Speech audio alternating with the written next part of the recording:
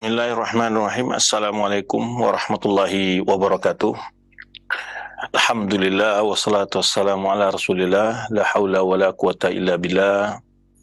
Pemirsa Roja TV dan pendengar Radio Roja yang dimuliakan Allah SWT, alhamdulillah, puji syukur kepada Allah SWT kembali setelah beberapa waktu kita tidak sempat untuk melaksanakan siaran langsung atau live dalam pembahasan kita setiap pagi Jumat, yaitu membahas tentang faedah-faedah sejarah Islam, di mana pembahasan kita yang terakhir adalah bicara tentang masa kehidupan Syaikhul Islam Taimiyah, yaitu pemerintahan Bani Abbasiyah, yang sudah fase yang kedua, yaitu berpindahnya kekuasaan ke ibu kota kekuasaan Bani Abbasiyah yang kedua ini, itu di fase kedua ini di Al-Qahirah, ya.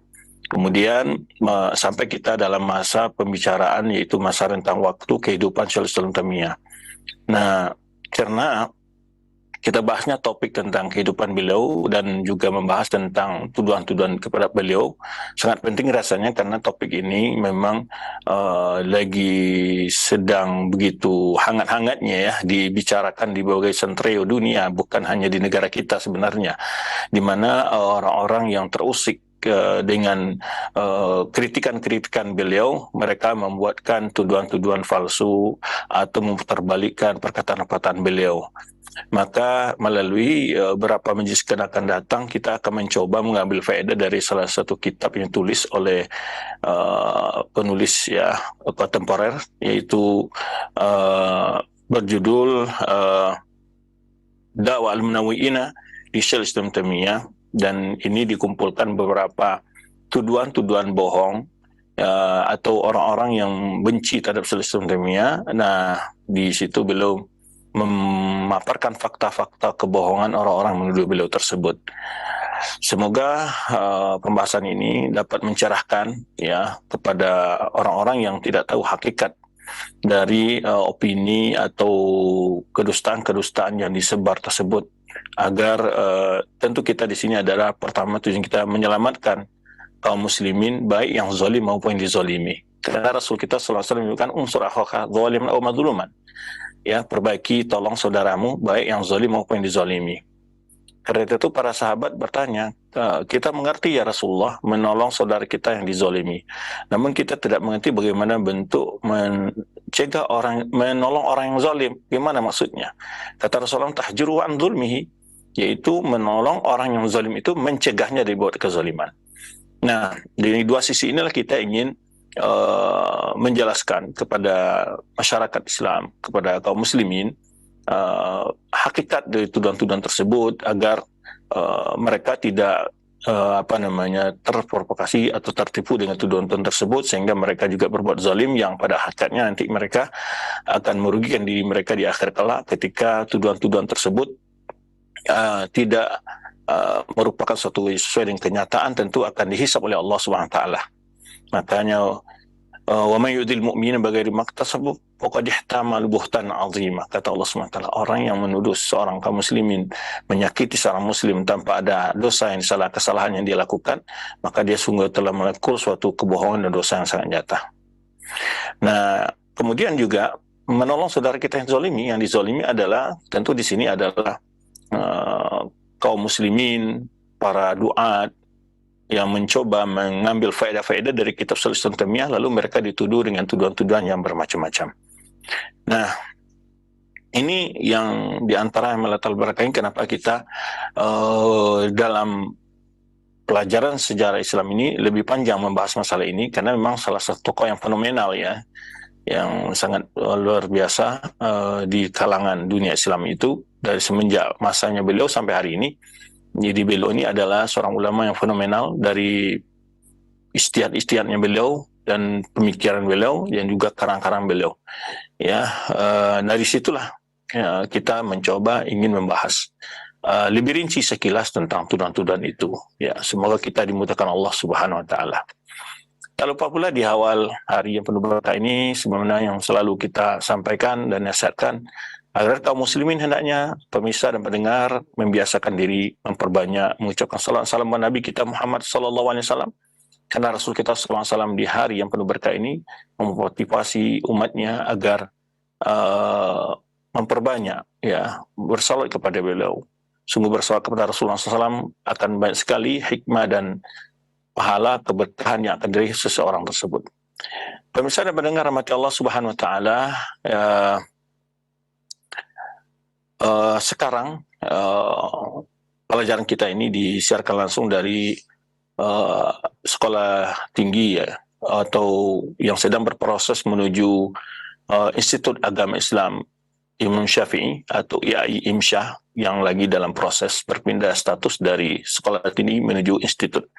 Dan kami mohon doa antum semua, semoga Allah mudahkan proses ini dan kampus ini dapat lebih berkembang, lebih maju lagi demi melayani kebutuhan pendidikan dari sekolah-sekolah dan pondok-pondok kita, yang akan menampung generasi muda kita untuk melanjutkan perjuangan para ustaz-ustaz sekarang yang telah lanjut usia, yang telah banyak uzur gitu. Kita butuh generasi-generasi yang siap melanjutkan tongkat estafet perjuangan dakwah sunnah di Nusantara ini.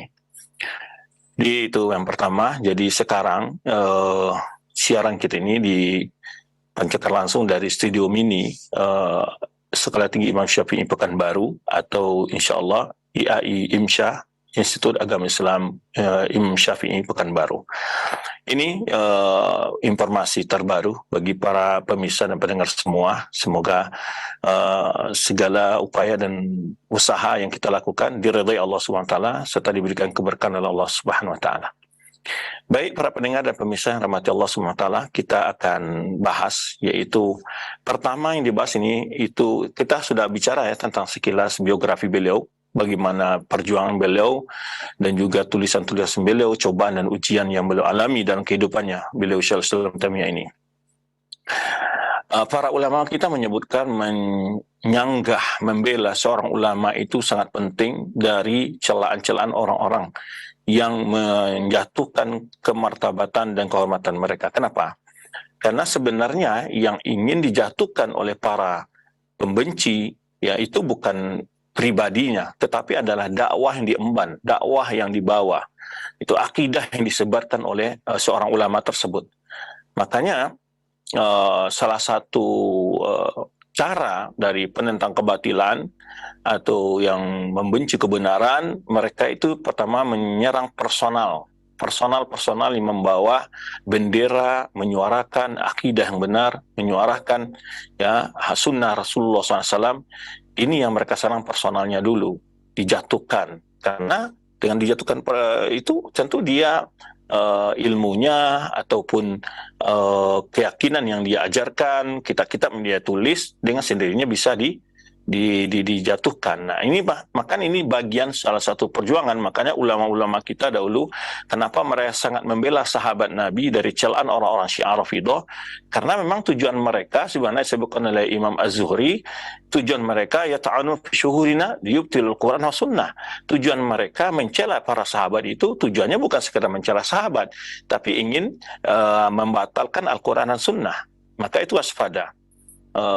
Jika ada kelompok-kelompok yang suka mencela, menghina para ulama, ini perlu kita waspadai, karena hakikat dari keinginan dan tujuan mereka dari mencela para ulama tersebut bukanlah pribadinya yang diserang, tapi ada ilmu yang beliau sebarkan, akidah, manhaj, dakwah yang beliau emban. Nah, dari itulah para ulama-ulama sangat menjaga kehormatan para sahabat Nabi, karena bila mereka itu yang dicelah, berarti agama ini roboh. Karena yang menyampaikan Al-Quran dan Sunnah kepada umat, siapa? Setelah Rasulullah SAW, ada para sahabat.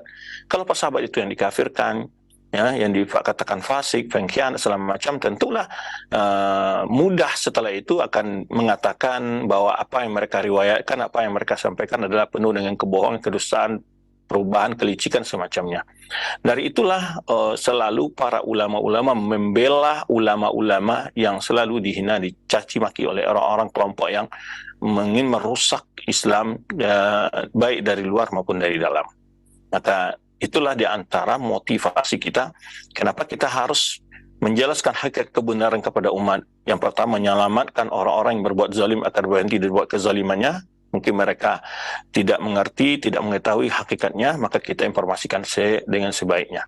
Demikian pula yang dizalimi tentunya. Yang dizalimi adalah orang-orang yang sekarang dituduh dengan berbagai tuduhan-tuduhan, ya. Mereka mengatakan sumbernya adalah kitab-kitab Ibnu Taimiyah dan segala macamnya, sehingga banyak sekali hal-hal negatif atau tekanan dan juga intimidasi, ya, bagi sebagian kaum muslimin yang berupaya mengambil faedah dan ilmu dari kitab-kitab Syaikhul Islam Taimiyah, karena sebetulnya bukan kitab Syaikhul Islam Taimiyah saja yang mereka pegang, tetapi karena pemahaman dan akidah yang dibawa Syaikhul Islam ini merupakan kesimpulan juga dari ulama-ulama terdahulu, tentu ulama-ulama tersebut, ya, dengan sendirinya juga termasuk hal-hal yang ditolak sebenarnya. Maka dari itu apa yang disampaikan oleh Syaikhul Islam adalah sesuai dengan keyakinan ulama salaf. Jika kita tolak itu, berarti sama dengan menolak keyakinan ulama salaf, dan beliau yang mentahrir, ya, yang menjelaskan lebih gamblang kepada kaum muslimin dan bagaimana harusnya manhaj beragama, metode beragama yang benar di dalam Islam itu. Baik. Ini kita bahas mabahasul awal. Mabahasul awal ini bicara tentang pembagian orang-orang yang membenci Syaikhul Islam Taimiyah ini. Ada sebenarnya berapa kelompok. Ada berapa kelompok. Ada yang dari kelompok muqallidah dari kalangan mazahib. Jadi para pengikut mazhab yang fanatik kepada imam-imam mereka, ketika Syaikhul Islam Taimiyah itu mencoba mengkritisi pendapat-pendapat ulama yang lemah dalilnya, ya, atau mengukakan pendapat-pendapat yang lebih dikokang oleh dalil, kemudian bertentangan dengan imam mazhab mereka, mereka menganggap dengan tujuan Syaikhul Islam Taimiyah itu adalah tidak di antara tuduhan yang satu dikatakan keluar dari mazhab yang 4 gitu. Padahal beliau sendiri bermazhab Imam Hambali, ya, tetapi tuduhan-tuduhan itu dilontarkan oleh mereka demi untuk mempelintir lah, ya. Tapi beliau walaupun bermazhab Hambali, beliau tidak fanatik dengan perkataan personal ulama-ulamanya gitu. Tapi ulama Hambali sendiri kan para juga punya perselisihan. Bukan ulama Hambali, ulama Syafi'iyah, ulama Malikiyah, dan sama mereka juga ada perbedaan pendapat. Maka beliau dengan melihat dalil-dalil, beliau berupaya memilih pendapat-pendapat lebih akurat dalilnya, yang lebih faktual dalilnya, itu yang beliau kuatkan itu. Sehingga para fanatisme mazhab yang pertama itulah yang mereka tidak bisa terima. Ini yang kemarin kita sebutkan sebab sebagian di antara menyebabkan beliau ditangkap, disidang, dan dengan tuduhan-tuduhan fitnah tersebut dianggap perkataan beliau keluar dari mazhab yang 4. Padahal tidak sebenarnya. Tapi para muqallidah, fanatis ini yang membuat tuduhan-tuduhan yang sesuai dengan fakta. Nah, yang kelompok lain adalah ahlul kalam dengan segala tingkatan mereka. Karena beliau banyak sekali mengkritisi pendapat ahlul kalam, ya, pendapat ahlul kalam, ya, yang menggunakan logika semata, dan logika itu melangkahi dalil-dalil agama, menyimpang dari dalil agama. Ini yang beliau kritisi, ya, sebagaimana buku Ta'arud an-Naql wan Naql itu merinci sekali, yaitu beliau membantah tentang orang mencoba mempertentangkan antara dalil wahyu dengan dalil akal. Nah, dan itu beliau tulis kitabnya sekitar 8 jilid kalau nggak salah, besar sekali, ya, beliau, dan di situ beliau kupas berbagai hujah-hujah al-mutakallimin, orang-orang al-kalam, di dalam takwilat mereka. Nah, kemudian kelompok yang lain adalah amutasawifah. Ini tuh sebagian ulama-ulama tasawuf yang mereka ekstrim di dalam bertasawuf tadi, menyebutkan sebagaimana yang sebagian meyakini hululiyah, Allah bersatu menunggaling dengan makhluk, atau Allah bersatu dengan jasad seseorang yang soleh dan semacamnya. Nah, ini di antara kelompok ini juga memusuhi beliau, karena beliau juga mengkritisi berbagai hal-hal yang berlebih-lebihan, ya, di dalam magulu, ya, atau dalam ibadah mereka, ataupun dalam mengkultuskan guru-guru mereka, sampai meyakini guru-guru mereka itu adalah mengetahui hal-hal yang gaib dan melakukan hal-hal yang berbau kesyirikan kadang-kadang di kuburan-kuburan mereka. Ini juga dikritis oleh beliau. Nah, ini juga yang menyebabkan beliau mendapatkan tantangan dari kelompok ini.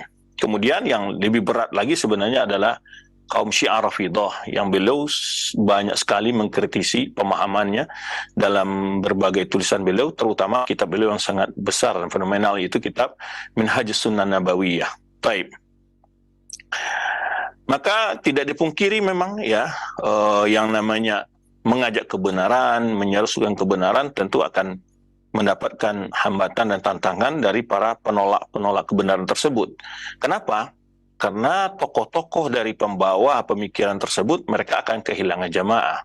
Kalau kehilangan jamaah berarti akan kehilangan hal-hal yang bersifat duniawi lainnya, baik ketenarannya, baik dari sisi honornya dan lain sebagainya. Tentu itu akan mengurangi jamaah mereka yang berefek kepada urusan-urusan duniawi lainnya ya, termasuk tentu urusan priuk lah bahasanya ya, urusan dapur dan urusan ngepul atau tidaknya. Ini juga berpeluang, ini di dalam sejarah sudah pernah kita jelaskan ya, ketika majelis-majelis sunnah itu makmur, ramai pengajiannya, dan kemudian ketika majelis-majelis yang berbau dengan aliran dan ajaran-ajaran menyimpang dari sunnah itu sepi, tentu para isu pengusung ya, dan para pembelanya tentu akan merasa terusik dengan hal itu, karena sudah tidak lagi seramai biasanya acara-acara kenduri-kundiri segala macam itu akan menyebabkan mereka kekurangan pemasukan, tentunya urusan-urusan lainnya. Dan ini tidak dapat dipungkiri. Ketika masyarakat mulai cerdas dalam beragama, ketika masyarakat mulai bertanya dalil, ketika masyarakat mulai bertanya bagaimana sunnahnya. Nah, ini yang sekarang ini yang menyebabkan ya, yang membuat secara umum dalam sepanjang sejarah dakwah itu yang menyebabkan kadang-kadang munculnya isu-isu yang melatar belakangi tuduhan-tuduhan dusta tersebut. Dan mereka dalam menyikapi perkataan-perkataan Syaikhul Islam ini, imma dalam kenyataan yang dusta bohong, tidak pernah dikatakan sama sekali Syaikhul Islam, atau mereka mempelintir, atau mereka salah paham, atau mereka memang sengaja tidak mau memahami, itu nih antaranya. Baik. Secara umum ya, mereka adalah orang-orang yang tadi yang kita sebutkan, kelompok-kelompok yang sangat menentang dakwah beliau tadi yang kita sebutkan, kelompok-kelompok tadi, mulai dari kelompok muqallidah tentunya, bukan orang yang bermazhab ya, karena orang bermazhab itu ada yang bermazhab dan cerdas ya, tidak fanatik buta, tetapi dia cerdas dalam bermazhab. Dan ini yang diajak oleh Syaikhul Islam ini, kaum muslimin agar dalam bermazhab itu bukan berarti harus kita mengikuti 100% semua perkataan ulama mazhab tersebut ya, tetapi yang kita ikuti adalah pendapat-pendapat mereka yang mereka bawakan dalilnya, yang mereka memiliki dalil yang yang kuat dan seterusnya. Baik.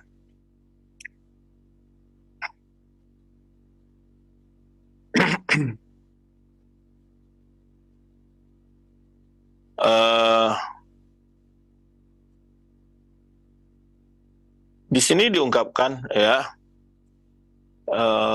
oleh murid beliau ya, tentang bagaimana kenapa Syaikhul Islam Taimiyah itu dimusuhi oleh kelompok-kelompok tersebut ya. Disebutkan oleh murid beliau Abu Hafsin Al-Bazzar ya tentang bagaimana mu'ayasyah wa qurbin, jadi bagaimana beliau hidup bersama Syaikhul Islam Taimiyah dan juga kedekatan beliau menggambarkan kondisi para penentang dakwah Syaikhul Islam Taimiyah ini ya, atau orang-orang yang menfitnah beliau ini dengan tuduhan-tuduhan yang tidak benar tersebut. Beliau mengungkapkan dalam sebuah ungkapannya, walam jazal mubtadi'una ahlul ahwa, selalulah senantiasa para pelaku bid'ah, para pengikut hawa nafsu, wa aqilud dunya biddin, mereka yang mana menjadikan agama sebagai media untuk mendapatkan dunia, memakan dunia dengan agama ya,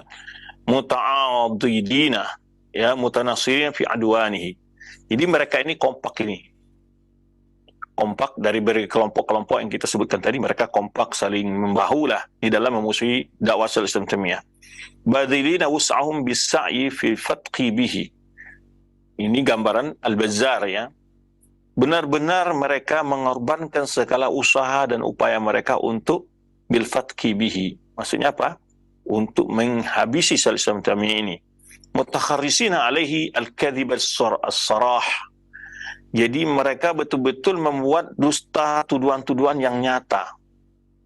Ini Al-Bazzar, murid beliau, murid Syaikhul Islam yang menggambarkan bagaimana orang-orang tersebut berperilaku terhadap Syaikhul Islam. Mutakhalikina alaihi, ya, mukhtaliqina alaihi. Jadi mukhtaliqin itu membuat dusta-dustaan terhadap beliau. Wa nasibina ilaihi ma lam yaqulhu wa lam yanqulhu. Nah, ini. Dan beliau orang-orang tersebut menuduhkan sesuatu yang tidak pernah diucapkan oleh Ibnu Taimiyah dan juga tidak pernah dinukil oleh Syaikhul Islam. Ini gambaran-gambaran orang yang memusuhi Syaikhul. Dan hari ini juga demikian, ya, mereka suka mempelintir perkataan-perkataan para ulama-ulama, ya, para dai-dai yang mengajak kepada sunnah Rasulullah SAW, kepada akidah yang sahihah. Atau mereka kadang-kadang karena kebodohan mereka dengan ajaran agama, kadang-kadang menganggap itu adalah paham radikal, umpamanya, ya, bersikap orang jenggot, celana cingkrangan, tidak mau bersalam dengan non-mahram, dianggap itu adalah radikal. Atau berpendapat haramnya nyanyi, itu dianggap radikal. Ini sebetulnya orang yang tidak paham ajaran Islam, ya, lalu mengkait-kaitkan pemahaman yang rusak itu dengan masalah yang lagi dijadikan sebagai booming untuk menghantam pihak-pihak yang berbeda pendapat dengan mereka. Kita tidak mungkiri memang di sana yang radikal ada, tetapi radikal bukan begitulah pemahamannya. Radikal itu adalah memahami agama ini melampaui batas yang digariskan oleh agama. Itu dengan sikap gulu dalam beragama. Itu yang radikal. Kalau orang menjalankan ajaran agama sesuai dengan tuntunan agama, dalam itu bukan radikal. Ya, perbedaan-perbedaan pendapat antara ormas dengan pendapat fuqaha, itu bukan alasan untuk dijadikan sebagai menuduh pihak yang lain, ya, berpaham radikal. Baik. Jadi kata beliau, Al-Bazzar menyebutkan dan menisbahkan kepada beliau Syaikhul Islam ini apa yang tidak pernah beliau ucapkan dan tidak pernah beliau nukil dalam kitabnya. Walam yujad lahu bi khatut, bahkan tidak ada goresan beliau tentang hal itu. Yang tidak pernah ditulis oleh beliau hal itu. Wala ujidalahu fihi tasnifun wala fatwa. Dan tidak ada sebetulnya tulisan beliau bicara seperti itu, juga tidak ada fatwa beliau seperti itu. Nah, ini seperti tuduhan pemanya, di antara tuduhan yang sebutkan contoh-contoh, ya, bahwa anti ziarah kubur. Padahal beliau menulis sendiri tentang kitab ada adab ziarah kubur. Kok dituduh anti ziarah kubur? Ya, sama dengan di masa kita sekarang ini, ketika kita menggambarkan kepada masyarakat berselawat pada Nabi itu adalah hal yang sangat, ya, dianjurkan dalam ajaran agama kita yang mulia, dan ada dalilnya begitu banyak, umpamanya. Kemudian ketika kita menjelaskan hal-hal yang tidak sesuai dengan sunnah dalam berselawat tadi, hal-hal yang tidak bagian dari selawat itu sendiri, nah, mereka menganggap bahwa kita orang anti selawat. Demikian pula sebaliknya, kita menjelaskan mana ziarah kubur yang masyru', mana ziarah kubur yang mamnu', yang disyariatkan, mana yang tidak disyariatkan. Mereka juga mempolitisir dan membalikkan fakta, mengatakan orang ini anti ziarah kubur. Demikian pula ketika kita menjelaskan bahasan-bahasan tentang tawasul, bagaimana tawasul yang disyariatkan, mana tawasul yang tidak disyariatkan, bahkan tawasul yang berbau kesyirikan. Lalu mereka akan buat semacam pemutarbalikan fakta, mengatakan ini malah orang anti tawasul. Nah, dan inilah banyak sekali, ya, di tengah masyarakat yang dipropagandakan oleh sebagian kelompok yang mereka tadi terusik dengan keramaian acara-acara ritual-ritual agama yang tidak sesuai dengan sunnah itu.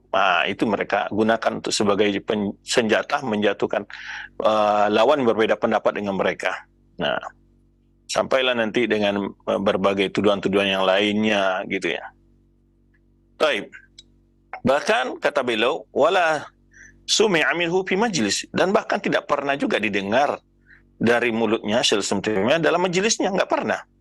Atarahum ma alimu anallaha sa'ilahum, anallaha sa'iluhum an dzalik. Tidakkah engkau mengetahui, melihat mereka itu mengetahui apa, di mana Allah akan meminta pertanggungjawaban terhadap hal demikian? Tidakkah mereka yang menuduh, yang memfitnah, ya, membuat kedustaan-kedustaan itu menyadari bahwa mereka akan ditanya di akhirat kelak, wa muhasibuhum alaihi, bahwa Allah akan menghisap mereka? Inilah nasihat dari Imam Al-Bazzar kepada para orang-orang yang suka membuat kedustaan, membuat fitnah, ya, membuat propaganda dan segala macam terhadap dakwah sunnah, dakwah yang mengajak kepada ajaran Islam yang sesuai dengan tuntunan Rasulullah dan para sahabatnya. Nah, ini tidakkah mereka menyadari nanti di akhirat kelak mereka akan dihisab, ya. Wa ma sami'u qala Allah Ta'ala, tidakkah mereka pernah mendengar? Apakah mereka tidak mendengar bagaimana Allah sebutkan dalam firman-Nya? Nah, lalu beliau menukilkan firman Allah Subhanahu wa taala yang berbunyi, walaqad khalaqnal insana wa na'lamu ma tuwaswisu bihi nafsu. Kata Allah, sungguh kami telah menciptakan manusia dan kami tahu apa yang dibisik-bisikkan di dalam dirinya. Ya, apa yang terbetik dalam jiwanya Allah SWT tahu. Wa nahnu aqrabu ilaihi min hablil warid, kata Allah SWT, kami lebih dekat kepadanya daripada urat nadinya. Idh yatalaqal mutalaqiyani anil yamini wa anil shimali qa'id, ketika dua orang malaikat itu berada di sekitar mayat tadi di kiri dan kanan mereka duduk, ya. Ma yalfadhu min qawlin illa ladayhi raqibun atid. Tidaklah satu ungkapan, satu kalimat pun yang dikatakan oleh seseorang kecuali itu ada malaikat raqib dan atid yang mencatatnya. Apalagi subhanallah, kedustaan hari ini luar biasa, yang mungkin berdustanya pada tahun 2010 sampai 2020 masih menyebar, masih diputar, masih di-share dan seterusnya. Betapa dosa jariyahnya akan selalu bertambah. Ya, maka hendaknya setiap orang yang mau berkata, mau berbicara, mau mengungkapkan sesuatu, ingat, yaitu ayat yang mulia ini, ma yalfidhu min qawlin, tidak satu kalimat pun, tidak satu kata pun yang keluar dari mulut seseorang, illa ladaihi raqibun atid, kecuali ada malaikat yang mencatatnya, raqib dan atid. Baik. Tentu ini adalah sebetulnya jika kita pegang ayat ini, ya, bukan maksudnya sekedar berkata bohong saja, tapi berbagai hal yang lain. Hendaknya kita hadirkan ayat ini dalam kehidupan kita setiap detik, agar kita terhindar dari memfitnah, mengadu domba, namimah, bergunjing, ya, dan apalagi menuduh dengan tuduhan-tuduhan yang bohong dan segala macamnya. Bala wallahi, mereka tahu ni ayat ini, walakin ghalaba alaihim ma hum fihi min al-ithar dunya. Bukankah mereka tahu ayat ini? Kata Imam Abazar, mereka tahu ayat ini. Tapi yang menyebabkan mereka, kenapa? Mereka lebih memilih kebahagiaan dunia dari atas akhirat. Wal amalu lil ajilah dunal ajilah. Beramal untuk hal duniawi dan bukan untuk hal yang akan datang, itu hari akhirat. Falihada hasaduhu. Karena itulah mereka hasad kepada Syaikhul Islam Taimiyah. Wa abghaduhu, dan mereka membenci Syaikhul Islam Taimiyah. Dikaunihi, ya, mubayinuhum wa mukhalifuhum, karena beliau berbeda dengan mereka dan menyelisih mereka. Baik. Kemudian setelah itu penulis menyebutkan pembagian dari orang-orang yang musyrik Islam Taimiyah.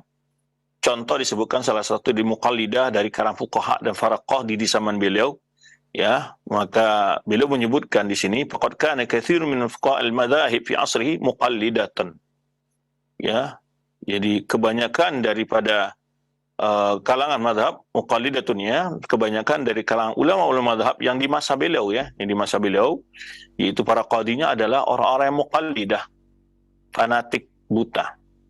Nah, mereka melihat yarawna al-khuruj an aqwali madzahibim jurman, mereka berpendapat, memiliki pendapat berbeda dengan pendapat imam-imam mazhab mereka, jurman, merupakan sebuah dosa, merupakan kesalahan, kekeliruan, penyimpangan. Itu mereka nilai bila berbeda dengan pendapat imam mereka.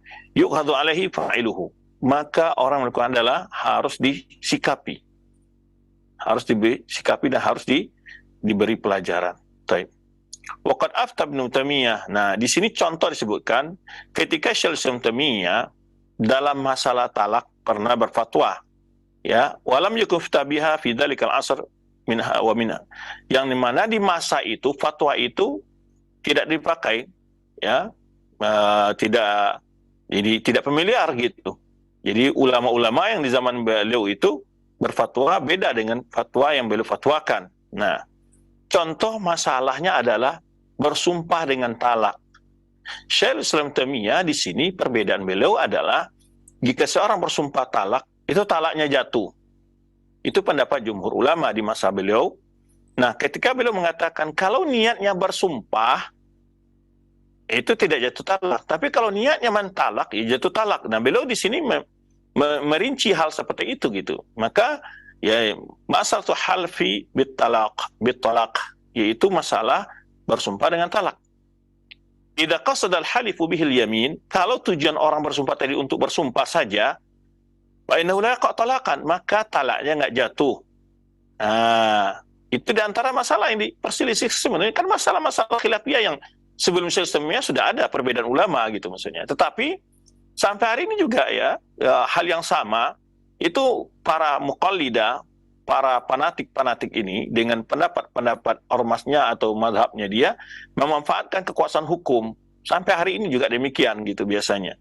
Ya, penegak hukum pun yang bisa mereka pengaruhi gitu. Maka di antara saat itu dia mereka pengaruhi penegak hukum, penguasa, dia menganggap Syaikhul Islam telah keluar dari pendapat 4 mazhab. Nah, itu tuduhan yang dituduhkan kepada Syaikhul Islam saat itu. Baik.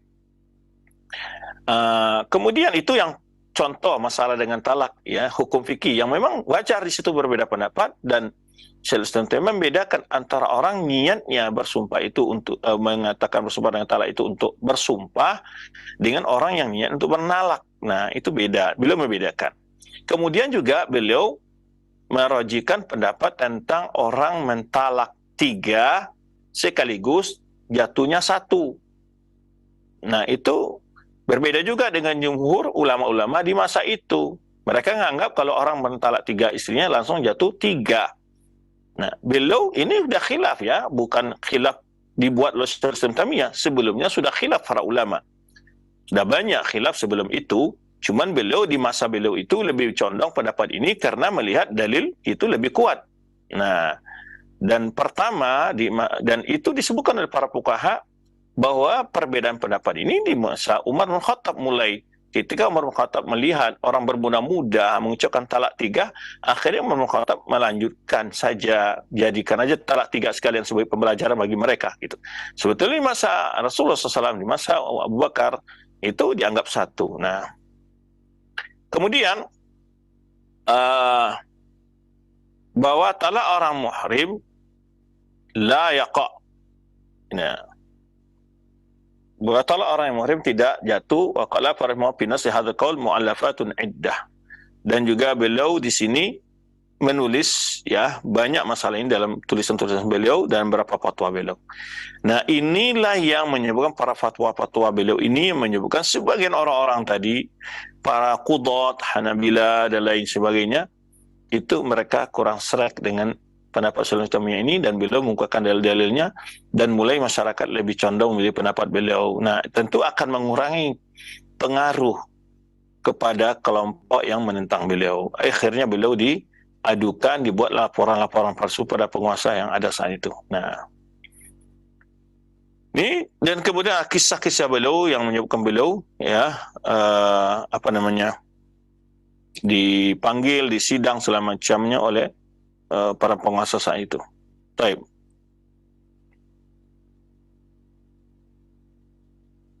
Kemudian ya dijelaskan di sini oleh penulis ya. Maka disebutkan sampai waktu itu salah satu orang qadhi dari mazhab ulama Hanabila berupaya mendekati Syaikhul Islam untuk menarik fatwanya tersebut.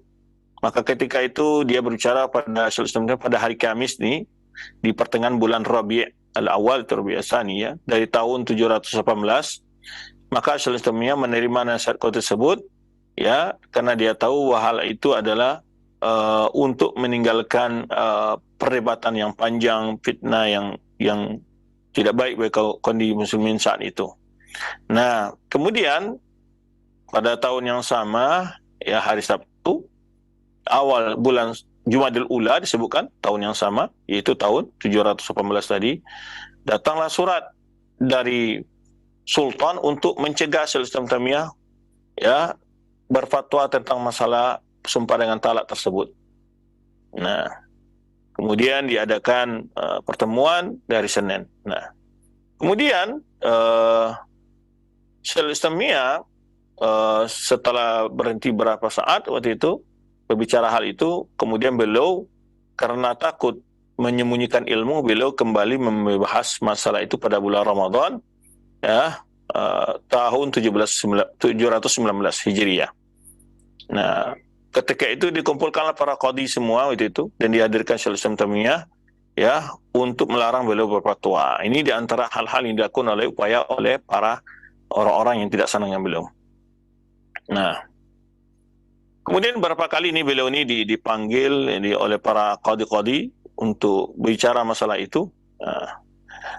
Dan akhirnya beliau diputuskan untuk ditangkap. Ini yang saya sebutkan, ditangkap, yaitu selama 5 bulan 18 hari beliau ditangkap sampai tanggal 10 Muharram di tahun 721, ya.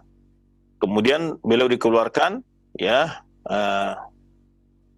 Kemudian fahadil fatwa aujadat mutanaffisan li ashabil aghrad syakhsiyah min Husad bin Taimiyah, ya. Kemudian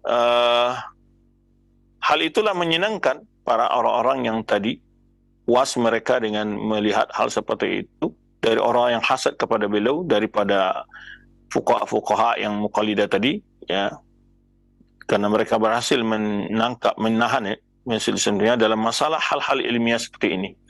Nah, di mana Syaikhul Islam Taimiyah dalam pembahasan itu berpegang kepada dalil dan juga husnul istidlal dan kepintaran beliau dalam mengambil dalil.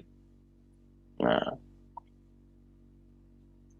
wasammat haditsun asar ya hafizat katsir min al-fuqaha, hafizat katsir min al-fuqaha fi asrihi.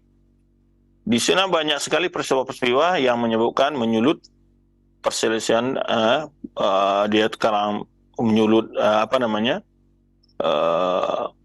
para orang-orang muqallidah, para fuqaha tersebut untuk musuhi, ya, Syaikhul Islamiyah. Di antaranya adalah ilmu beliau yang begitu tinggi dan beliau terpandang juga dari segi penguasa dan keberanian beliau di dalam menyampaikan kebenaran, ya, sehingga tidak sedikit orang-orang yang hasad kepada beliau, ya. Sebagaimana yang disebutkan oleh Ibnu Katsir, ya, bahwa Sultan Al-Malik An-Nasir tak kala kembali kepada kekuasaannya kali yang keduanya, ya, beliau ingin memanggil Syaikhul Islam dan bertemu Syaikhul Islamiyah. Tatkala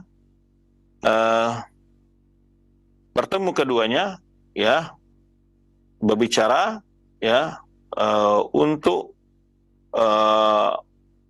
penguasa ingin menangkap orang-orang yang sebelumnya memfitnah Syaikhul Islam Taimiyah. Ketika itu Al-Malik An-Nasir meminta izin kepada Ibnu Taimiyah, Syaikhul Islam Taimiyah, untuk menangkap dan beri hukuman kepada orang yang sebelumnya yang telah memfitnah beliau tersebut, ya. Hasau ala dzalik, ya, atau orang-orang yang mendukung soal itu, illa anna Ibnu Taimiyah, kecuali Syaikhul Taimiyah saat itu, ya, akhadha bi ta'dhimi ulai qudha wal ulama. Syaikhul Islam Taimiyah tidak menerima tawaran itu untuk diproses para qadhi-qadhi yang memfitnah beliau. Nah, ini yang menyebabkan mulianya akhlak beliau, menyebabkan beliau sangat disegani oleh ulama-ulama di masa beliau, dan juga penguasa melihat bahwa beliau bukan orang yang bersifat dendam, membalas dendam untuk urusan pribadinya. Maka illa an akhadha fi ta'dhim haula al-qudha wal ulama wa bayan makanatihim wa in kunna la ahla minhum bisu. Bahkan beliau tidak mau satu pun dari mereka itu diproses atau dipersulit atau mendapatkan hukuman dari tindakan mereka yang sebelumnya. Nah, ini bentuk beliau menghormati para ulama-ulama di zaman beliau. Nah, ini yang perlakuan beliau terhadap orang-orang yang berbuat jahat pada beliau, beliau tidak membalas. Ini satu akhlak yang mulia sekali yang beliau tunjukkan kepada orang-orang yang membenci beliau, dan juga para penguasa saat itu minta izin untuk memproses, karena Al-Malik An-Nasir ini adalah mengenal bagaimana keilmuan kedudukan Syaikhul Islam Taimiyah, dan ketika itu raja ini meminta izin kepada Syaikhul Islam Taimiyah untuk memberikan hukuman kepada mereka-mereka yang membuat onar, membuat skenario ataupun ya markus ya, makalar kasus untuk memperkasuskan Syekh Islam Taimiyah, itu mereka Syekh Islam Taimiyah tidak mau. Diminta izin oleh apa sebenarnya? Ya. Waqala lahu, bahkan Syekh Islam Taimiyah berkata kepada raja, "Idza qatalta haula la tajid ba'dahum mislahu." Jika mereka ini engkau beri hukuman, engkau tidak akan dapatkan pengganti yang lebih baik dari mereka ini. Wa man adani fa huwa fi hillin wa ana la antasir li nafsi. Nah, ini satu kalimat beliau mengatakan, "Wa man adani fa huwa fi hillin."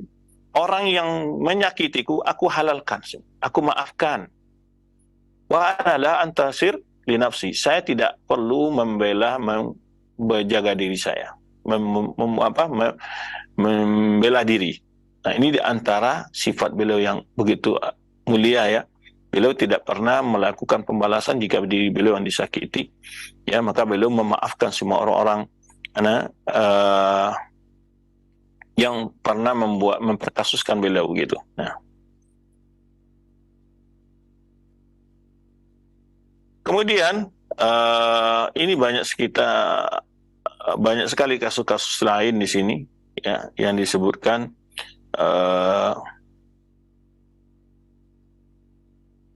Disebutkan kisah sini setelah ada perbincangan antar saudara dengan raja saat itu dalam sebuah pertemuan umum. Ketika itu hadir jumlah yang besar sekali para ulama-ulama, fuqaha dan qadi dari Mesir dan Syam. Lalu wazir ini, Perdana Menteri, berbicara tentang ahli zimmah. Ahli zimmah adalah non-muslim yang hidup di kekuasaan Islam tersebut. Dan talabahum ayyaudu ila zayyil ladzi kanu yalbasunahu misla sa'irin nas, yaitu agar mereka memakai pakaian-pakaian seperti manusia lainnya, meninggalkan pakaian yang diharuskan untuk membedakan mereka dari selain mereka. Maka ketika itu Al-Malik sakata ka'annahu yuridu min fuqaha al-qudha ibda'ir ra'i.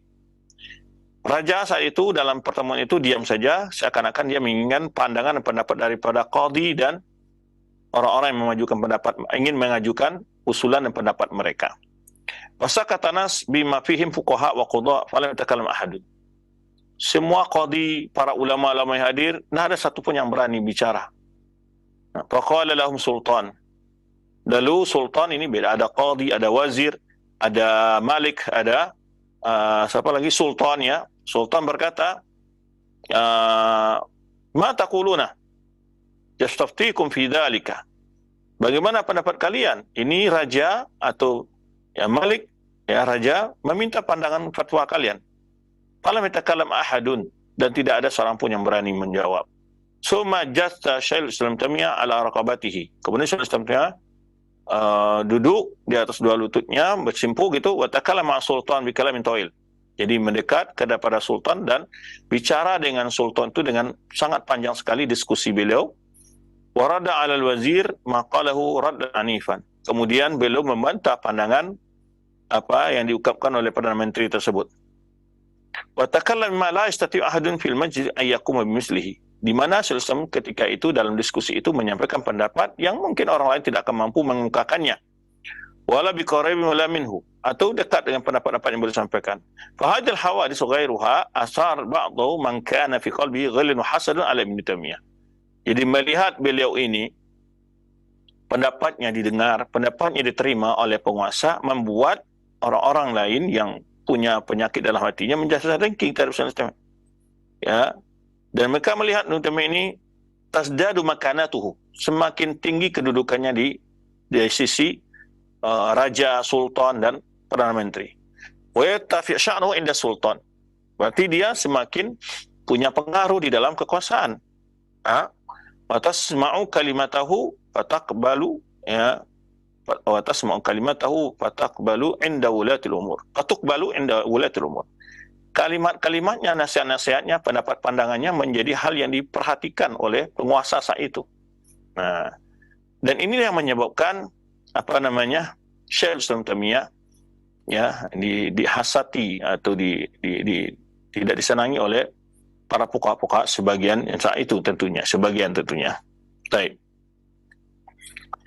Kemudian dari hal yang kita sebutkan juga sebelumnya, Di antaranya tadi ahlul kalam, yang mana Syaikhul Islam Taimiyah mengupas berbagai argumentasi-argumentasi mereka dan membantah dengan dalil-dalil yang begitu kuat ya dari Al-Quran Sunnah maupun perkataan para ulama salaf. Nah, kemudian di antara kelompok lain tadi kita sebutkan ya, ini disebutkan satu kisah ini tentang bagaimana penentangan di masa beliau ya.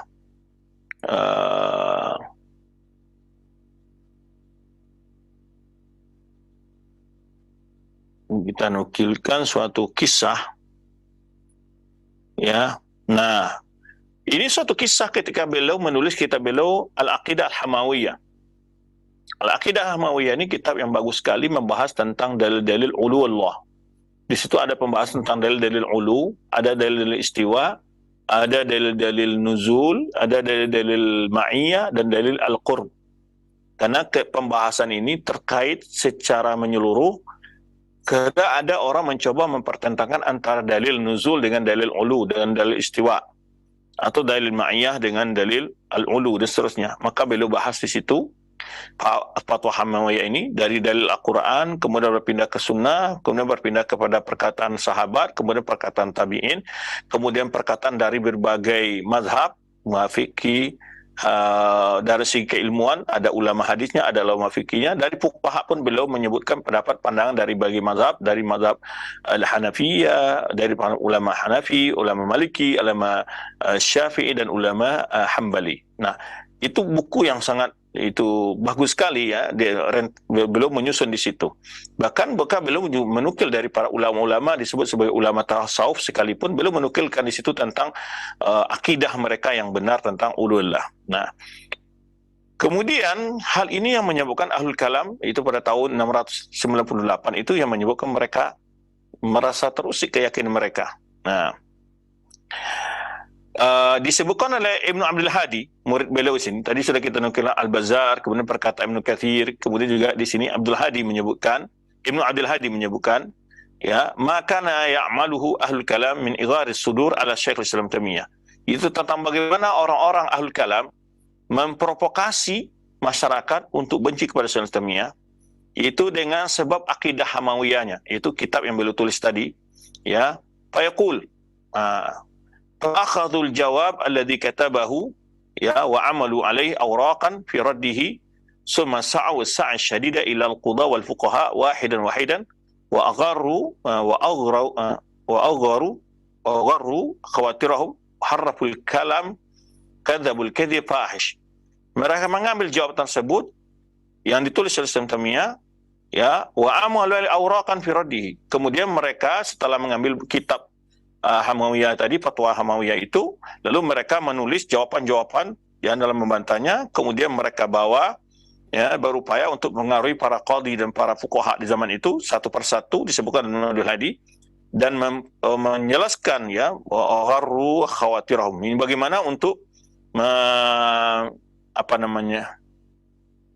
mempengaruhi mereka, dan mereka juga waharaful kalam, mereka berupaya melencengkan apa yang disebutkan oleh Islam dalam fatwa itu dengan pemahaman yang berdusta. Wa kadzdzabul kadzibal fahish. Mereka buat kebohongan-kebohongan yang sangat keji sekali. Wa ja'aluhu yaqulu bil tajsim. Jadi antaranya yang mereka provokasikan, mereka sebarkan isunya, tuduhan itu adalah menuduh Syaikhul Islam Taimiyah itulah menyerupakan Allah tajsim, memiliki jasad, menyerupakan makhluk, itu bahasa kitanya. Jadi tuduh bahwa jadi setelah al-kalam ini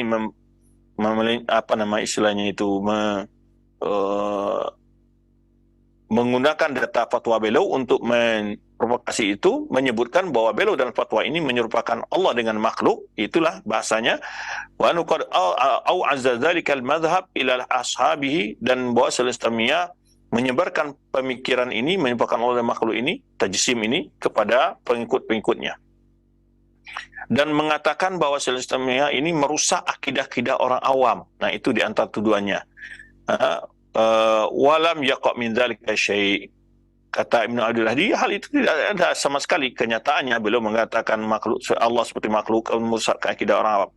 Wa a'udzubillah, ini kata Ibnu Abdul Hadi, wa sa'u fi dzalika sa'yan syadidan. Mereka berupaya sekali untuk menyebarkan fitnah-fitnah itu di tengah masyarakat, di tengah penguasa. Nah, ini akibatnya kemudian Syaikhul Islam Taimiyah dipanggil oleh seorang qadi. Thumma talaba qadil Hanafiyati, ya, qadil Hanafiyati min Syaikhul Islam an ya'ti ilaihi. Ada seorang qadi dari mazhab Hanafi meminta untuk bertemu Syaikhul Islam Taimiyah. Lalu Ibnu Taimiyah berkata kepadanya, innal aqaid laisa amruha ilaik.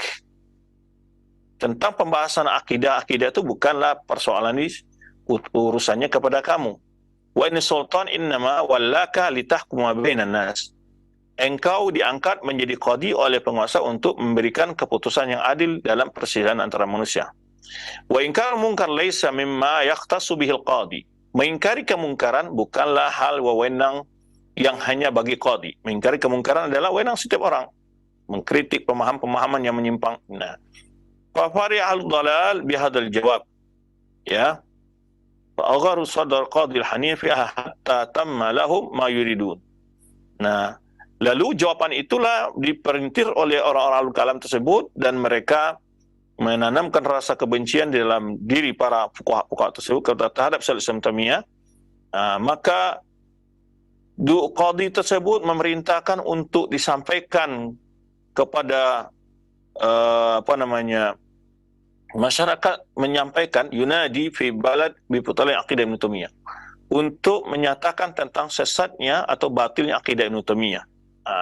Setelah dipengaruhi qadi Hanafi tadi, dia fi ba'dil balad, lalu disebarkanlah opini itu di sebagian daerah.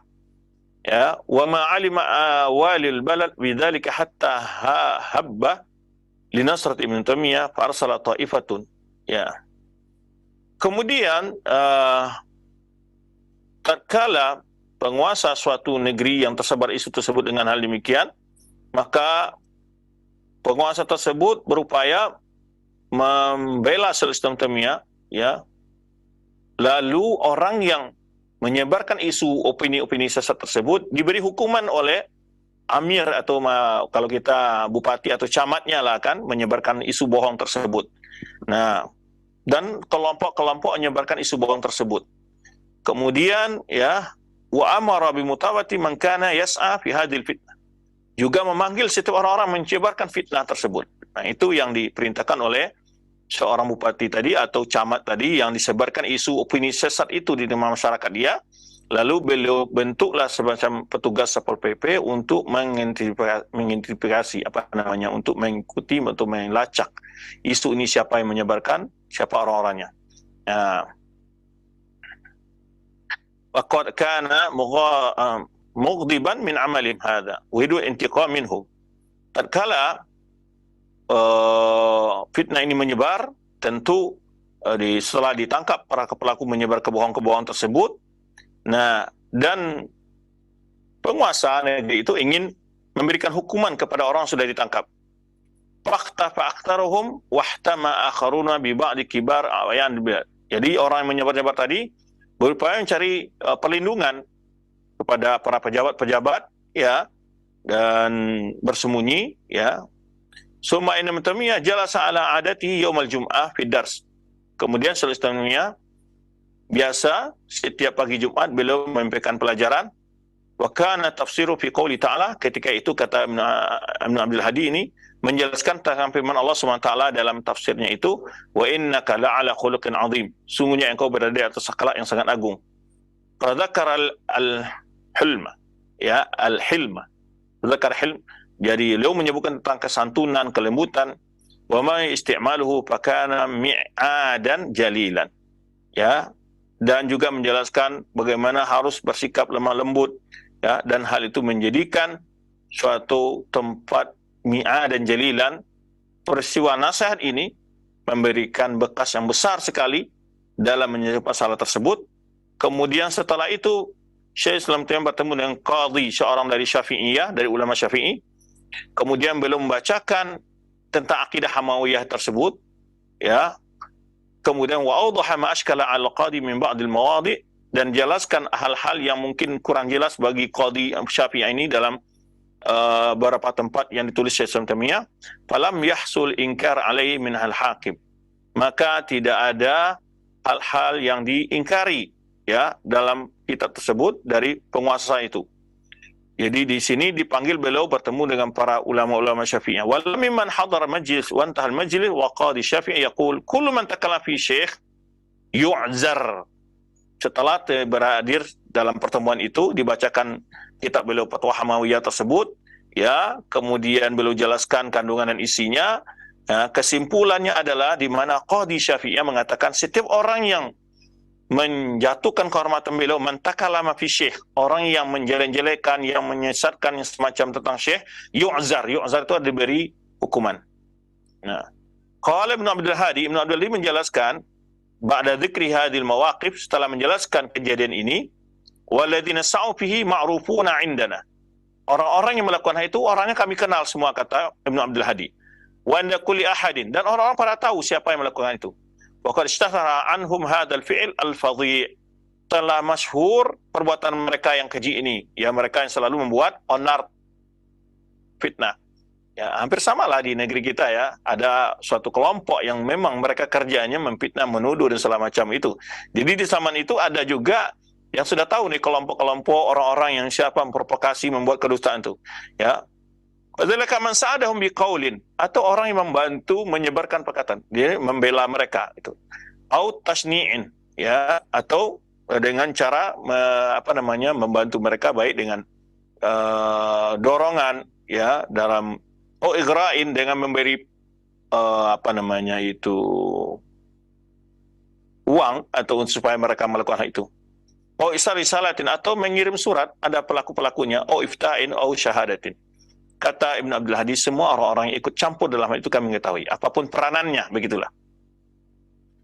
Nah, ini diantara hal-hal yang dialami Syaikhul Islamnya. Jadi ada satu pelajaran ini untuk penegak hukum di negeri ini secara umum, baik bupati atau para jajaran pemerintahan, mulai dari RT sampai ke menterinya, ya, jika ada kelompok yang memfitnah-fitnah, jangan didengarkan dengan telinga sebelah. Artinya apa? Jangan hanya terima satu pihak saja. Mohon dipanggil pihak yang tertuduh dan di cross check kedua belah pihak itu. Tapi dalam kenyataan yang kita alami di lapangan biasanya, pihak yang menuduh ini tidak pernah mau ketemu ketika dipertemukan. Nggak mau berani berhadapan, tuh nggak berani mereka. Karena yang jelas mereka membuat kebohongan, akan terbongkar kebohongannya. Biasanya mereka beraninya ketika ini, dan kita alami ini sendiri nih. Ya, kita sendiri mengalami, saya pribadi pernah mengalami ketika seorang ini hadir kepada suatu pemerintahan gitu ya. Dia melaporkan, kita udah di belakang ini. Di belakang ini nunggu mau ketemu. Nah, ketika kita mau masuk, mereka tidak bersedia untuk bertemu. Dan untuk membicarakan apa yang mereka laporkan tuh, nggak berani mereka. Maka hal inilah yang banyak terjadi, menimbulkan kekisruhan. Ketika ya penegak hukum pun tidak mempertemukan dua pihak yang sedang berselisih ini dengan tuduhan-tuduhan bohong tersebut, coba dikelirkan. Nah, kalau lihat yang penguasa yang ada di masa Syaikhul Islam Taimiyah ini, mereka panggil para ulama-ulama yang memfitnah Syaikhul Islam Taimiyah, dan juga Syaikhul Islam Taimiyah dipanggil dan dihadirkan ulama lain, ya, dan penguasa juga hadir, sultan segala macam, hakim juga hadir segala macam. Dijelaskan. Setelah itu berkesimpulanlah dari qadi Syafi'i tadi mengatakan kullu man taghlab fi syai' yu'zar. Setiap yang mencoba membuatkan fitnah-fitnah, tuduhan-tuduhan bohong, diberi pelajaran, harus diberi hukuman, kata beliau. Karena ini yang biasanya yang menyebarkan tuduhan-tuduhan ini semuanya adalah lebih banyak tuduhan-tuduhan bohong tanpa ada fakta-fakta, terutama terhadap dakwah-dakwah yang mereka cap dengan nama-nama yang untuk menjelekkan, ya, yang sebut dengan Wahabi dan segala macam. Kadang-kadang itu opini-opini yang mereka buat, kesimpulan-kesimpulan tersendiri, ya, dan tidak ada fakta dan datanya sama sekali kadang-kadang. Tapi mereka membuat data-data palsu dan segala macam, dan kita menemui hal-hal seperti ini berkali-kali, ya. Ketika kita cross check, mereka tidak mampu memberikan bukti-bukti apa yang mereka tuduhan. Nah, ini yang menyebabkan kadang-kadang kekisruhan di tengah masyarakat dalam beberapa dekade terakhir ini, ya, ketika penegak hukum kadang-kadang kurang berperan, ya, dalam menyelesaikan masalah ini secara bijaksana. Artinya hendaknya pihak yang dituduh dengan yang menuduh dipertemukan apa permasalahannya, ya, apa bukti-bukti yang dituduhkan, apa benar dan apa jawaban dari yang dituduh. Bisa saja orang ini salah memahami ungkapan, salah memahami penjelasan dan seterusnya. Baik. Di sini jelaskan dan Syekh mengalami tantangan dan siksaan ataupun perlawanan yang cukup berat daripada Ahlul Kalam ini, yaitu ketika beliau juga menulis kitab beliau Al-Aqidah Al-Wasatiyah. Bahkan beliau diajak untuk berdiskusi beberapa kali, ya. Bahkan beliau pernah juga yaitu uziah, diberikan hukuman atau disakiti beliau pada tahun 705 Hijriah, ya, dari Sultan, ya. Kemudian Sultan memanggil semua fuqaha dan qadi, ya, bertanya kepada beliau tentang akidahnya.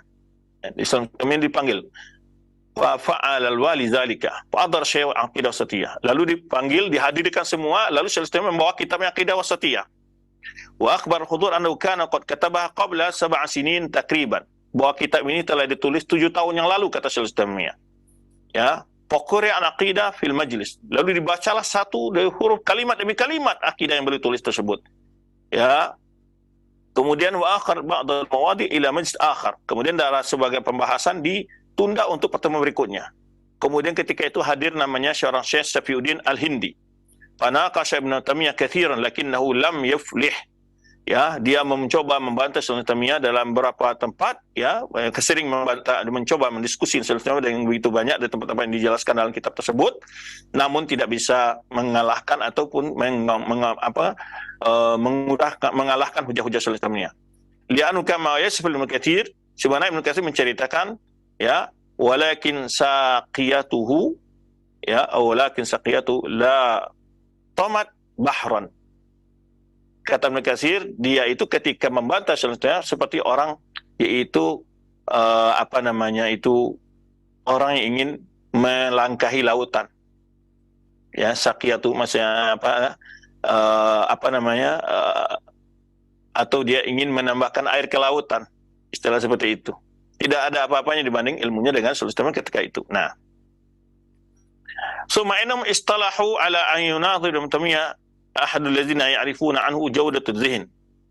Kemudian mereka sepakat untuk memanggil orang untuk berdebat, seorang yang paling pintar berdebat gitu, ya, husnul bahas, yaitu namanya Kamaluddin Ibnu Zamlakani. Ini terkenal sekali ini.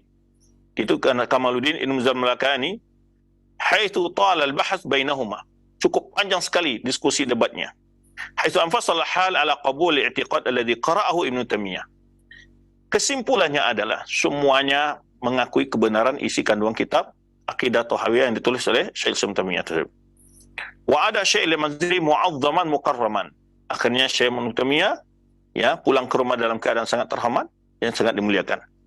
Kemudian ada lagi pertemuan yang ketiga Syekh Islam Taimiyah, ya, wa kanat nihayatuhu, dan kesimpulan kesudahannya setelah sampai 3 kali berarti dalam pertemuan masalah akidah tauhid ini berkumpul semua para ulama, an sama al-jama'atu ala ridha, semuanya sepakat untuk menerima akidah yang diyakini oleh Syekh Taimiyah dalam kitab yaitu Al-Aqidah Wasatiyah tersebut. Apa yang menyebabkan terjadinya diskusi ini? Wa kana al-ba'its ala hadhil majalis huwa tahridul min qadil Malikiyah Ibnu Makhluf. Siapa yang menggembosi masalah ini, atau siapa yang mencoba mengangkat masalah ini menjadi besar begitu, itu seseorang qadi dari ulama Malikiyah namanya Ibnu Makhluf, ya, dan juga Nasr al-Mbaji. Ini ada 2 orang inilah dia melaporkan ke Sultan tentang Syekh Taimiyah, ya. Maka nataijul majlis sabiqah, adalah kesimpulan dari semua yang diadukan itu adalah seperti yang kita sebutkan, ya. Hasil dari kesimpulan dari diskusi-diskusi yang dilalui itu tidak membuat mereka juga kedua ini menjadi puas, ya. Fatalaba minas sultan ayasdura marsuman yatlubuhu ila Mesir.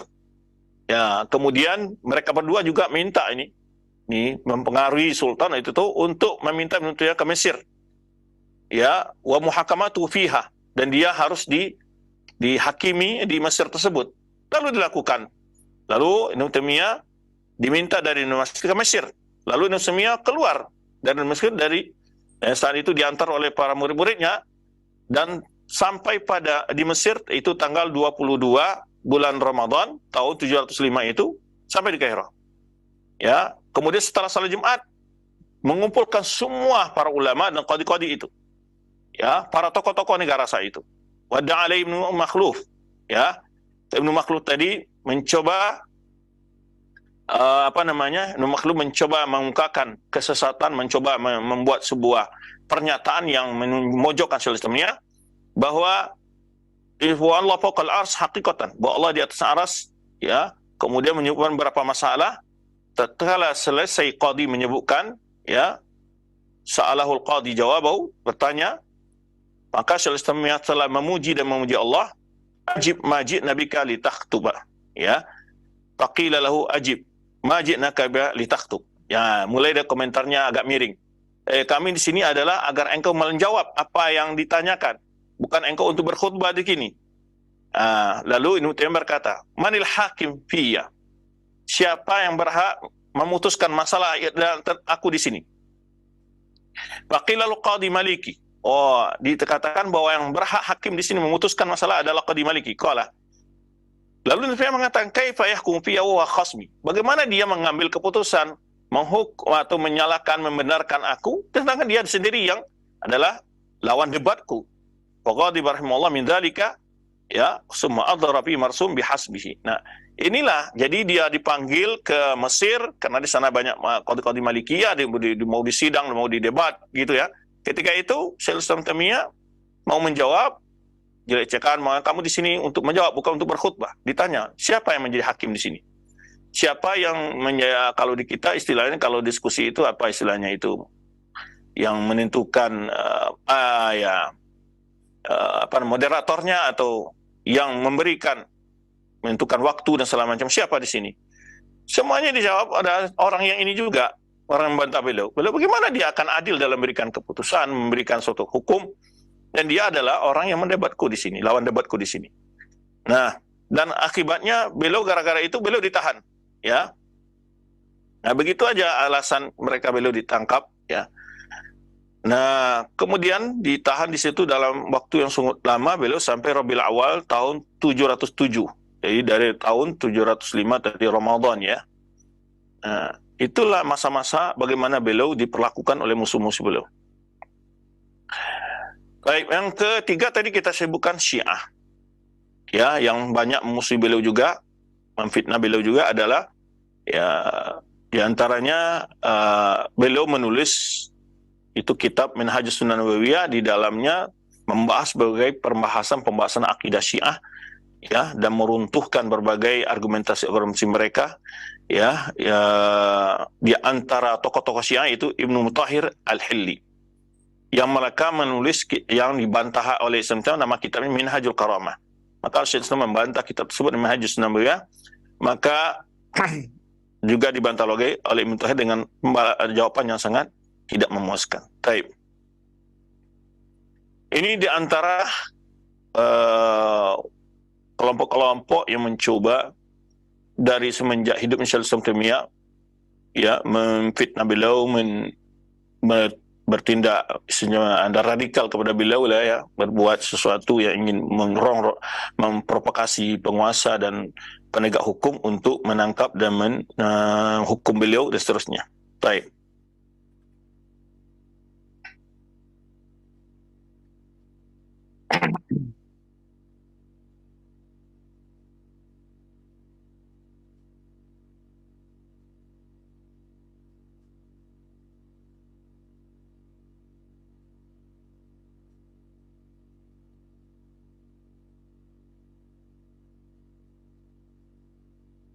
Baik, karena waktu membatasi kita, untuk menteri kita cukup dulu. Di sini juga disebutkan setelah Syiah, juga ada kisah di sini di mana Syaikhul Islam Taimiyah ada kelompok Syiah yang sababah, itu yang mencela para sahabat, ya. Mereka itu adalah ahlul bughah, ya, wa qata'us sabil, mereka melakukan berbagai orang lewat di tempat mereka itu, di apa istilahnya, di membayar upeti. Kalau kita mungkin sifatnya harus diperas lah orang-orang lewat tersebut. Nah, sehingga Syekh Islam Taimiyah melaporkan hal itu dan meminta kepada penguasa untuk menyelesaikan masalah tersebut, mempersiapkan pasukan untuk memerangi mereka. Ya, maka tak kala itu penguasa mengizinkan untuk menghentikan kejahatan kelompok tersebut. Ya, kemudian Syekh Islam Taimiyah ikut dalam berjihad melawan kelompok tersebut, dan ini kisah disebutkan Imam Abdul Hadi.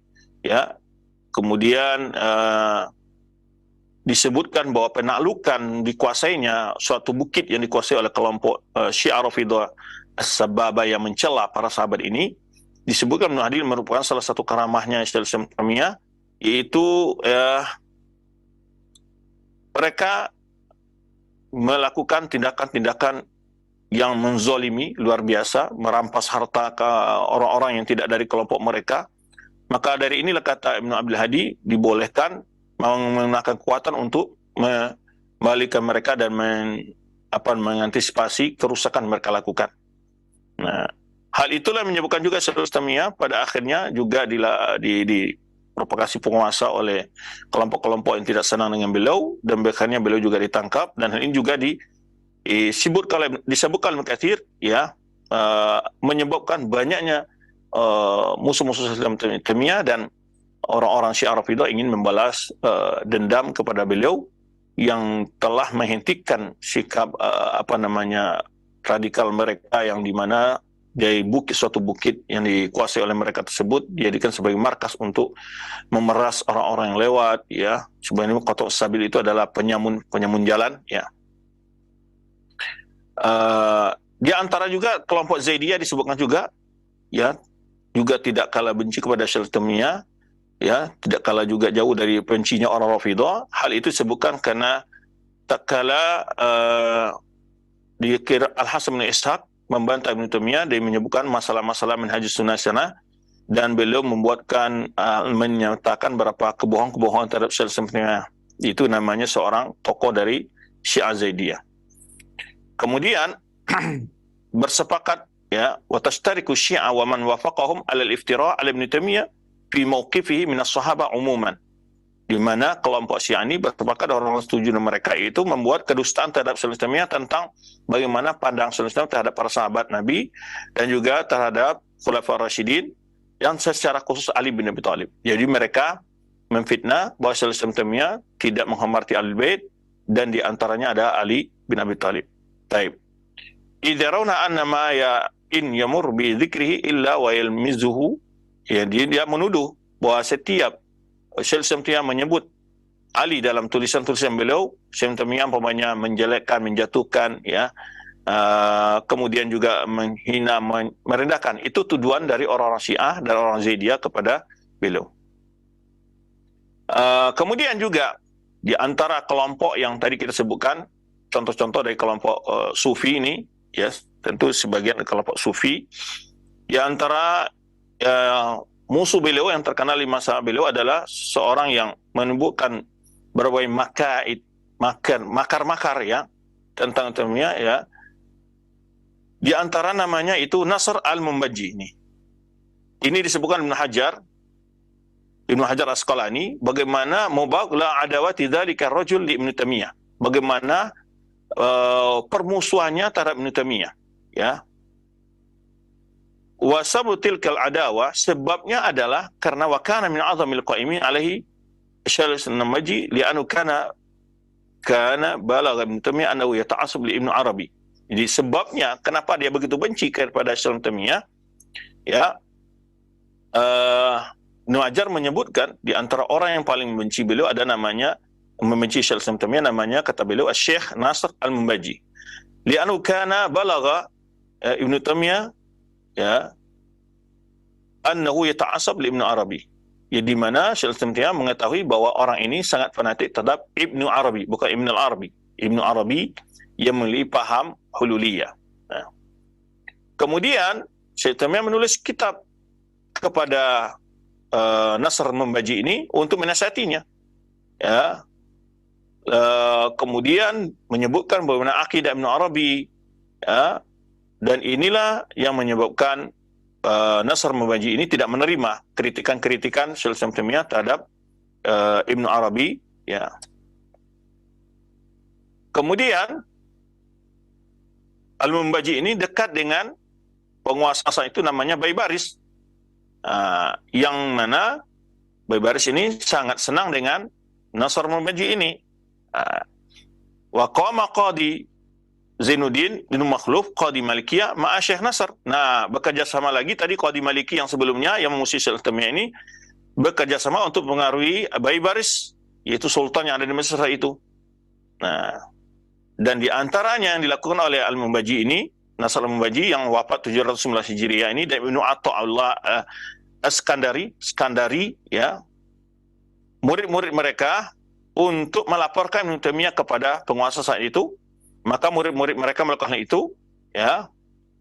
Kemudian diserahkanlah perbahasan ini kepada Qadi Syafi'i. Wa aqidal majlis bi'idda'at min Ibnu Atha, ya, kemudian dikumpulkanlah dalam satu majelis, kemudian dengan membacakan tuduhan-tuduhan dari Ibnu Athaillah Iskandari tadi, ya. Walam yasbut ala Ibnu Taimiyah minha syai'. Tidak satu pun apa yang dituduhkan itu terbukti, ya, terhadap Ibnu Taimiyah. Ya, wa dhahara min ilmi Syekh fi dzalikal majlis wa syaja'atu. Ketika dalam pertemuan itu terlihat bagaimana ilmu Syekh Ibnu Taimiyah dan juga keberaniannya dan keteguhan hati beliau, ya, dan juga tawakalnya beliau yang tinggi dan hujah beliau. Ma yatajawazal sawas inna daula khayyaruhu baina ayarhi ila Damashq atau ila Iskandar. Nah, ketika itu selesailah beliau diputuskan untuk mau pergi kemana, apa kembali ke Damaskus atau beliau tetap di Iskandaria. Nah, kemudian diberikan syarat ketika beliau mau rahil, ya, mau pergi dengan beberapa syarat. Wabayna anna wabayna aidukal habs. Jadi ada pilihan, imma dia pergi ke Damaskus atau Iskandaria atau dia ditangkap, ditahan. Maka beliau milih fakhtar al-habs. Beliau lebih suka untuk ditangkap, ditahan. Pada khalai jama'atun min ashabi wa atwa'i. Lalu murid-murid beliau, ya, berkata untuk meminta beliau menerima syarat saja untuk pergi ke Damaskus. Nah, lalu Syekh sebenarnya menerima tawaran itu, pulang ke Damaskus, baru lewat dari Qahirah saja, namun ada utusan menyebut beliau surat untuk kembali ke Damaskus lil habs, ya, untuk ditangkap di sana. Dan ini semua adalah atas makarnya Tarbir Nasr Membaji itu. Dan akhirnya Syekh ditangkap, ditahan di Damaskus, ya. Dan selama beliau dalam tahanan, dapat pula mengajar orang-orang yang ada dalam selama beliau tahanan, ya. Kemudian juga mendapat ilmu dari beliau, ini pada tahun 709 Hijriah. Nah, kemudian juga musuh-musuh beliau ingin mengusir beliau ke Iskandaria dalam bentuk diusir, ya, la'alla ahadan min ahliha yatajasar alaihi fayaqtuluhu ghilatan. Jadi tujuannya adalah agar beliau kalau di sana, nanti beliau di sana, mudah-mudahan ada orang yang siap untuk bunuh beliau. Nah, itu disebutkan di sini. Fama zalika nas illa mahabbata lahu. Ketika beliau diusir ke Iskandaria, bukannya karena kan asing beliau di sana, ya, tidak ada mengenal beliau. Namun akhirnya di sana beliau juga mendapatkan banyak orang senang dan menerima dakwah beliau. Ya, wantifa'an bihi wattafaqa an wujida fi Iskandaria tawaif min al-mutasawwifah tantasibu ila Ibn Arabi. Nah, kemudian setelah beliau terkenal pula di Iskandaria, dakwah beliau menyebar pula, ada kelompok sufi yang berintisab kepada Ibn Arabi juga dan Ibnu Sab'in. Itulah famazaqallahu biqudumihi alaihim syamlahu. Itu menyebabkan mereka terpencar-pencar dengan memulainya dakwah Syekh Islam Taimiyah di sana, di Iskandar tersebut. Baik. Kemudian juga ada di sana ada kejadian lain, beliau diperlakukan yang tidak pantas oleh kelompok Rifa'iyah namanya, ya, yang mereka adalah ahli dalam sihir dan seterusnya. Baik. Nah, dan ini sudah pernah kita sebutkan juga debatannya beliau, berdebat dengan ini. Ketika itu beliau meminta agar mereka pertama mandi dengan air panas untuk membuang bahan-bahan yang mereka gunakan untuk menyatakan mereka itu anti api. Dan waktu itu Syekh Islamiyah mengatakan kita tidak cukup mengumpulkan api unggun, cukup saja kita hidupkan sebuah lilin dan kita bakar jari kita masing-masing. Mana yang terbakar yang tidak. Dan akhirnya mereka meminta hila karena mereka belum siap dan mereka minta nanti kita siapkan dulu api unggunnya. Kata Syekh Islamiyah, sekarang saja kalau kamu berani, ayo datangkan lilin yang kita bakar, siapa yang terbakar jarinya. Dan akhirnya mereka tidak berani karena mereka tidak saat itu belum mempergunakan ilmu sihir yang mereka pakai tersebut untuk melindungi diri mereka dari api agar tidak terbakar. Nah. Kemudian di sini juga disebutkan kelompok-kelompok lain adalah orang-orang yang kecemburuan kepada beliau, kelebihan yang beliau miliki. Ya, tadi yang telah kita bahas di antara seperti Ibnu Zamakani, kemudian juga kemudian juga sebelumnya kita sebutkan beberapa tokoh dari ulama Malikiyah dan juga dari kelompok-kelompok Syiah dan Sufiyah dan Ahli Kalam. Kemudian beliau menyebutkan